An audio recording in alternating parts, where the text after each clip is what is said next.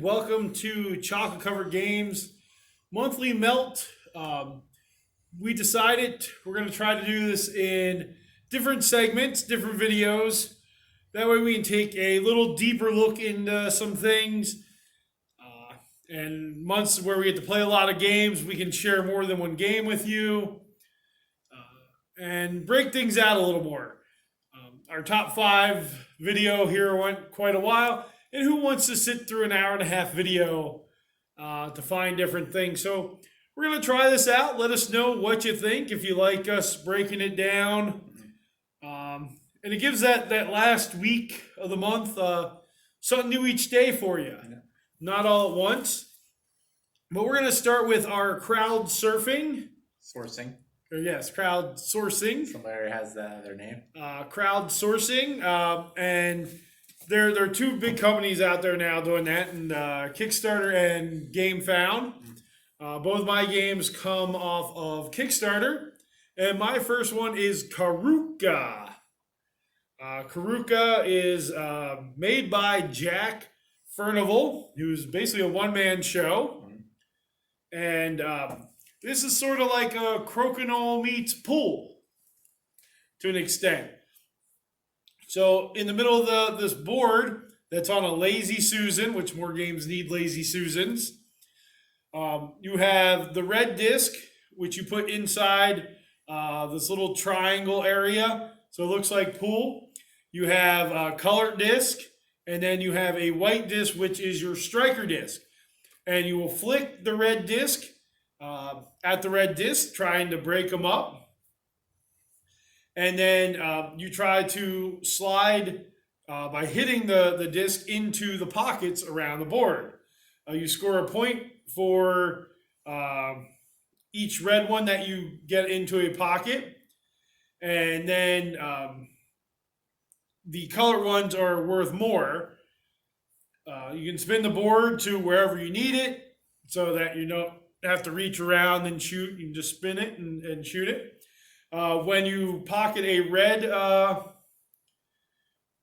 disc, it stays off the board. When you pocket a colored one, it comes back into that colored one's area.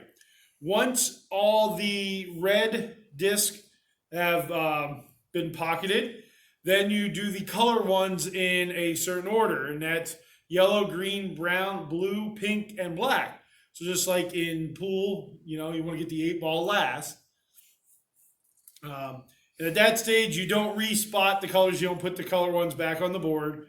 Your turn finishes when you fail to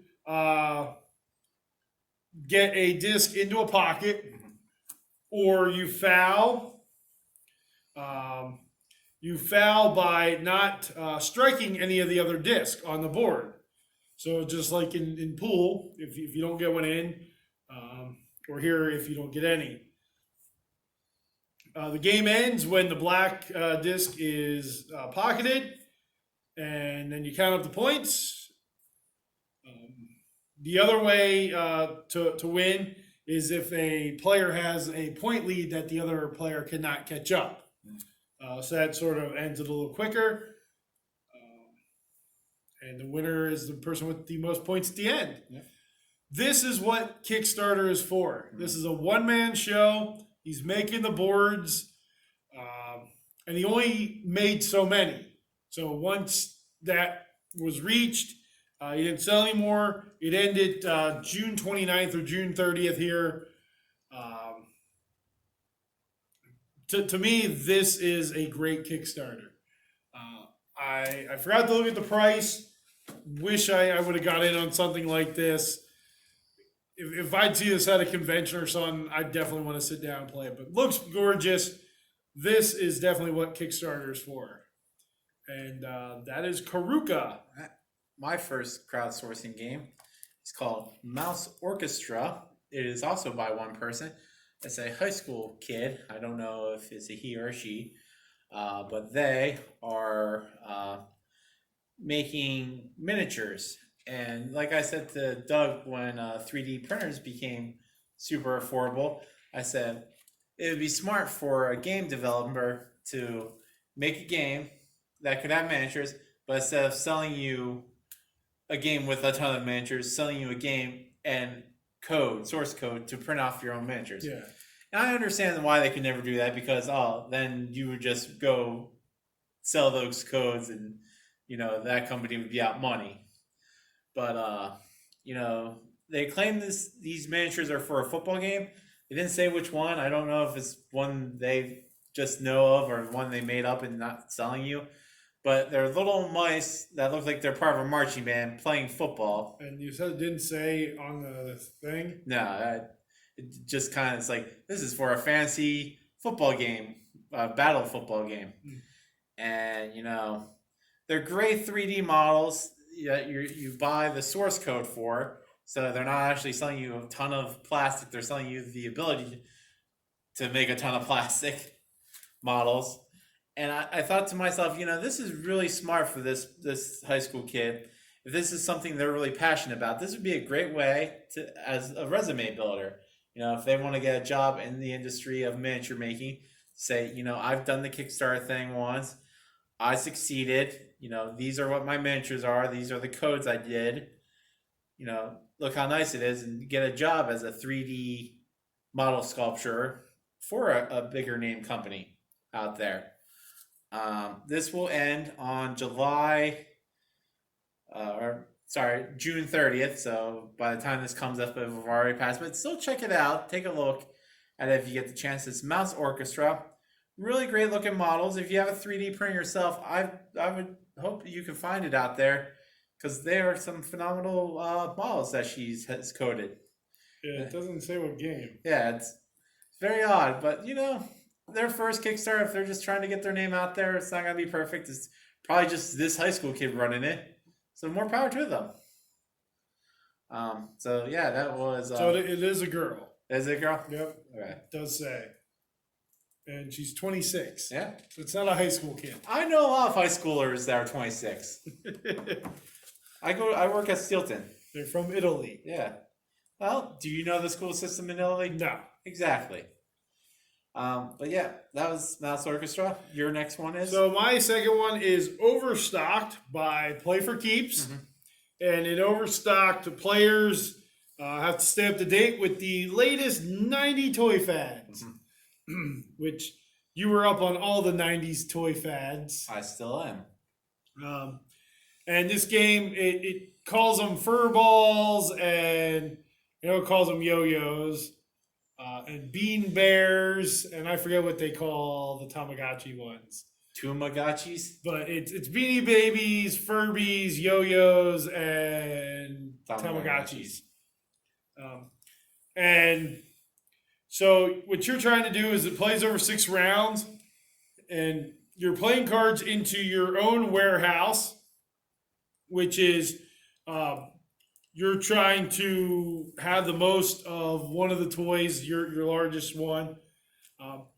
But you also play cards into a community warehouse where the toy with the most showing in that community warehouse, that fad has passed. Yeah. And so if that's the ones you have the most of in yours, you lose points for those.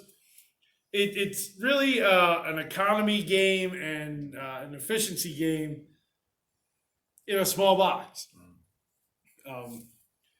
I like how this works with that community warehouse because you can overlap on the card. I believe there are 6 spots on each card. I love the game Sprawlopolis, Circle the Wagons, those small button shy games where you can turn the card, you manipulate the card, put it over other cards, cover things up. This has that same mechanic. I really enjoy that. Looks 90s-ish. Looks, bright colors. Yeah.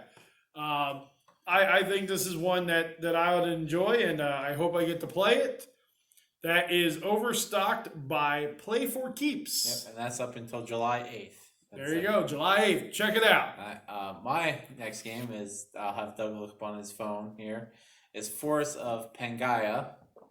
I believe this is the company's first game. I'm not sure. I also think that's the name of the company.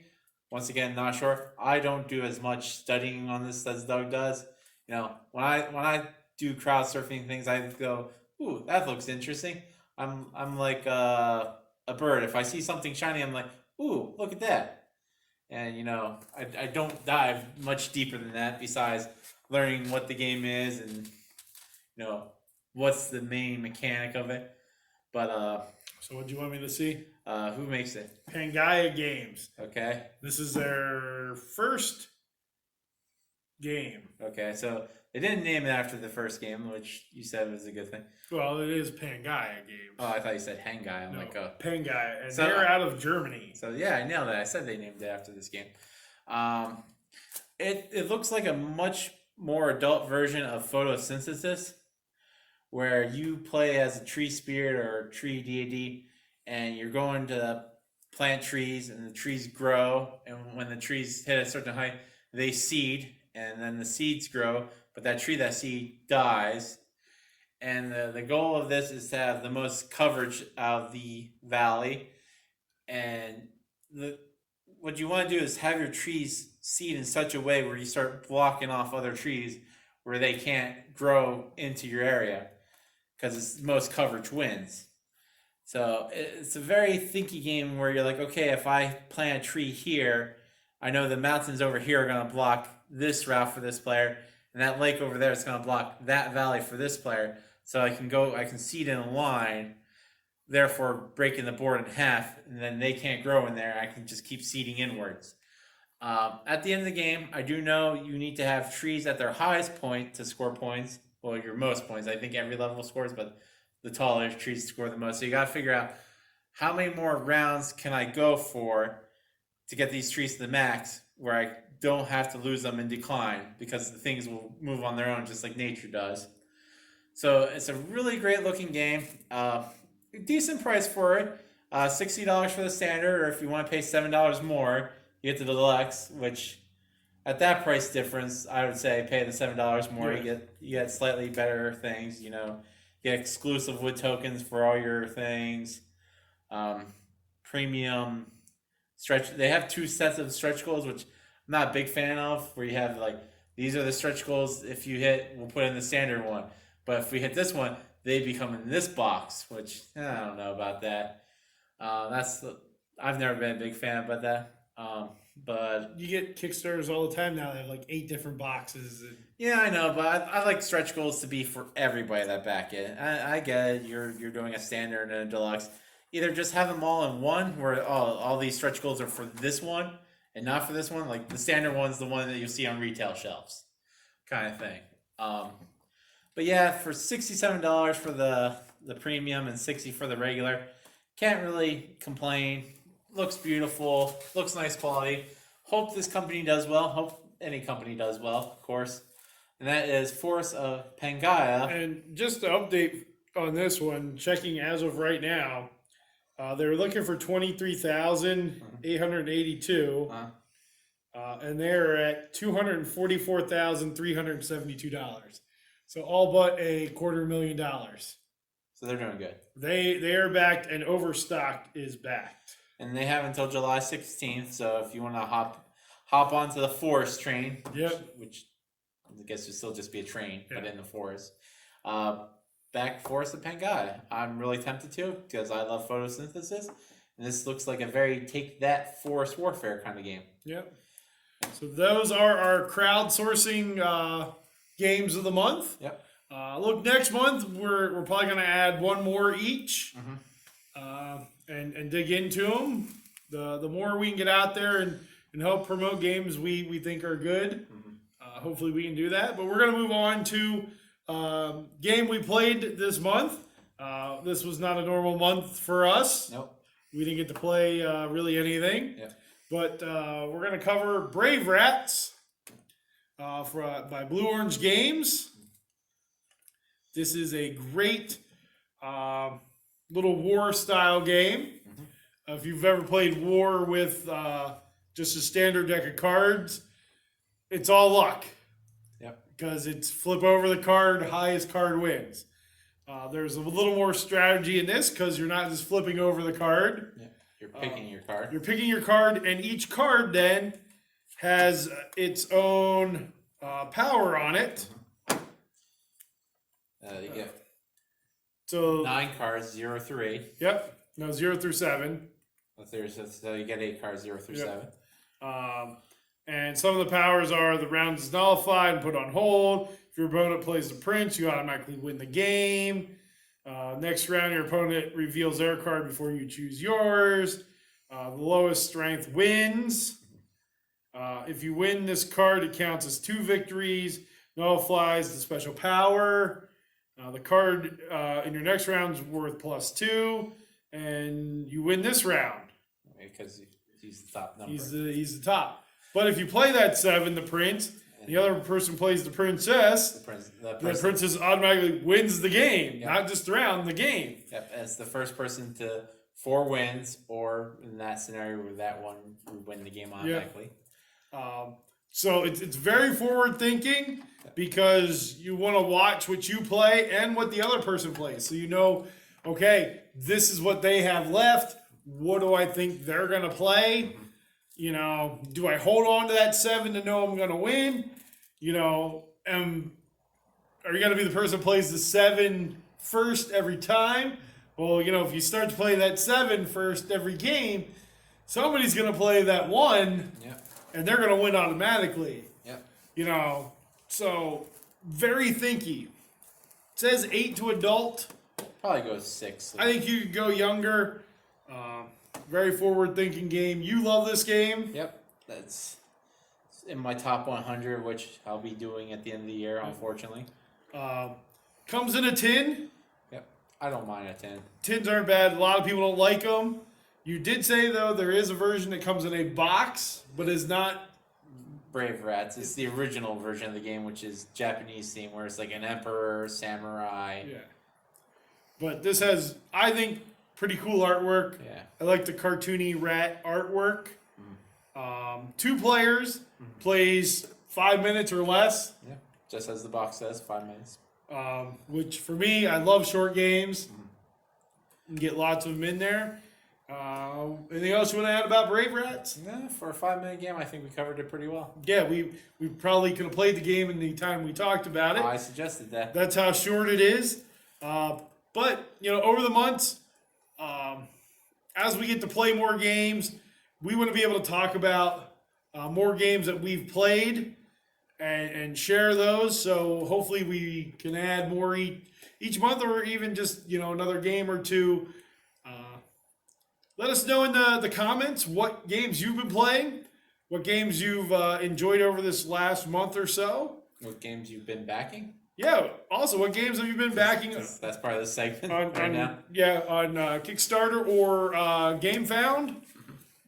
Or Indiegogo. Don't sell them. Indiegogo. Don't sell them short. They're still existing. I keep forgetting. I don't think GoFundMe lets you do this for games. No, GoFundMe is a personal thing. Yeah. But again, like, subscribe, leave in the comments. What are you backing? What are you playing? Ring the bell. Whatever that is. That's Hit the bell. No. Who hits a bell? They ring a bell. No. No one punches a bell. Some people. I mean, it wouldn't do them much good. We've released almost a video a week and at the most. Yeah. But it reminds them that we're here. But thank you for watching. This has been Monthly Melt, Crowdsourcing, and Games We Played.